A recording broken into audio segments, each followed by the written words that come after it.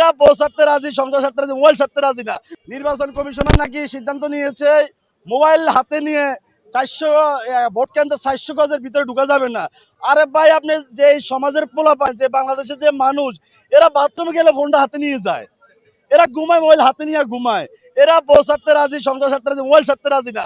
আপনি এই জাতিরে বলেন কি মোবাইল ছাড়া ভোট কেন্দ্রে যাইতে? কেউ যাইব না, কেউ যাইব না। আমরা সকলেই, আপনারা ভালো করছেন মনে করাই দিচ্ছেন, কেউ যদি ভুলে রাইখাও যায় এখনো সে ভুল করবে না, সেটা মোবাইল নিয়ে কিন্তু কেন্দ্রে যাবে। আর এই নির্বাচন কমিশন এই অপদার্থ দেখে নাই আগে নির্বাচন কমিশনকে কিভাবে আমরা জোতার মালা গলায় দিছি। হয়তো যে কোনো পক্ষপাতিত্ব করে, কসম আল্লাহর, এই বাইতুল মুকাররম রাইখা কিরিয়ে গেলাম দাঁড়াইয়া, যদি কোনো পক্ষপাতিত্ব করে তাকে জোতার মালা গলায় দিয়ে সারা ঢাকার সাথে আমরা যুবকরা ঘুরাম ইনশাল্লাহ। ন্যূনতম ছাড় দেওয়া হবে না, ভোটের বিষয়ে ন্যূনতম ছাড় দেওয়া হবে না কাউকে, মনে রাখবেন। আর তারেক রহমানের উদ্দেশ্যে লন্ডন প্রবাসী, যিনি কাগজের বাঘ নামে খ্যাত, সবাই কাগজের বাঘ নামে চিনে, আপনাকে বলি, আপনি আপনার সারা দেশের কর্মীকে সামলান।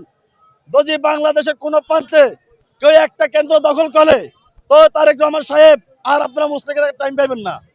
আপনি জামা থাকবে এক জায়গায়, প্যান্ট থাকবে এক জায়গায়, আপনি বডি থাকবে এক জায়গায়, কসম আল্লাহর এটাই হবে।